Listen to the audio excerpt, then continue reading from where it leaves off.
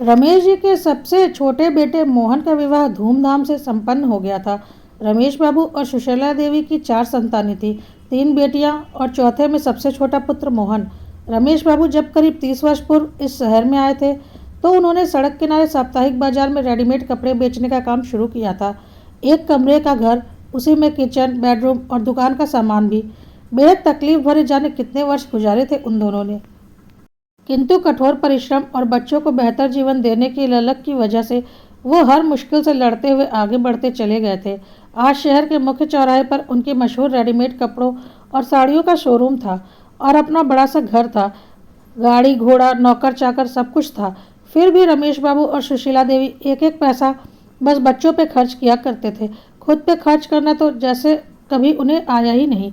चारों बच्चों की शिक्षा और पालन में कोई कमी नहीं छोड़ी थी उन्होंने। फिर तीनों पुत्रियों का संस्कारी और संपन्न घरों में विवाह किया और अब मोहन का विवाह भी हो गया था। मोहन के लिए उन्होंने बचपन के मित्र और सरकारी स्कूल के चपरासी हरिगोपाल की पुत्री सुधा को बहुत पहले ही चुना था। मोहन भी सुधा को जीवन साथी के रूप में पाकर खुश था। विवाह की भागम भाग और मेहमानों की विदाई के बाद आज पहली बार पूरा परिवार एक साथ खाने बैठा था। तीनों बेटियां अभी कुछ दिन मायके में रुकने वाली थी। सुधा छोटी ननंद के साथ मिलकर सबको परोस रही थी। सुधा बिटिया और मोहन, तुम दोनों अब सप्ताह के 10 दिन के लिए कहीं घूम आओ।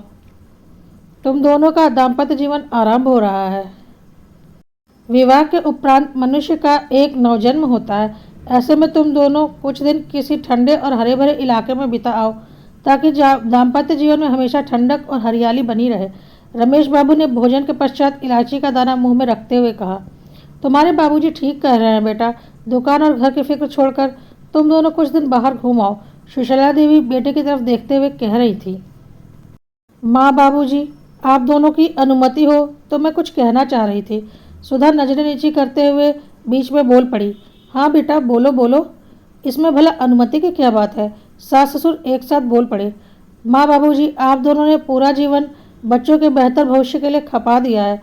पिताजी के मुंह से बचपन से सब सुनती रही हूँ कि आप दोनों अपने लिए एक साड़ी या गमछा तक खरीदने से पहले 10 बार सोचते थे, लेकिन बच्चों के लिए कभी कोई कमी नहीं रखी। बाबूजी, आप दोनों तो शादी के बाद किसी बर्फीले या हरे भरे इलाके में घूमने नहीं गए। फिर आप बताइए, कैसे इतना ठंडा स्वभाव और हरा भरा दाम्पत्य जीवन आप दोनों को मिला। हम दोनों के सामने घूमने के लिए पूरा जीवन पड़ा है। अब घूमने और दुनिया देखने की बारी किसी की है तो वो आप दोनों की है। हम दोनों ने आप दोनों का यूरोप घूमने का 1 महीने का प्लान बना दिया है। वीज़ा, टिकट सबका इंतजाम हो चुका है। कल मैं आप दोनों को लेकर मॉल जाऊंगी, ताकि यूरोप के मौसम के अनुसार गर्म कपड़े और यात्रा के दूसरे जरूरी सामान की खरीद हो सके। अगले रविवार आप लोगों को निकलना है। और हाँ, टूर कंपनी वाले आप लोगों को हर जगह हर तरह से ख्याल रखेंगे। और हाँ माँ, मेरे लिए लंदन से एक हैट जरूर लेती आना। मोहन हंसते हुए बोला और फिर सुधा और मोहन खिलखिलाकर हंसने लगे। दुनिया भर के दुख तकलीफ उठा चुके रमेश बाबू को यकीन नहीं हो रहा था कि आज के युग में शादी होकर आई पुत्रवधू अपने सैर सपाटे की सोचने के बजाय सास ससुर के लिए विदेश दौरे का प्रोग्राम बनाने में लगी थी। वाह भाभी, आप दोनों ने खुद के बजाय मम्मी पापा के हनीमून का इंतजाम कर दिया। बोलते हुए तीनों बहनें अपने भाई और भाभी से लिपट गई थी।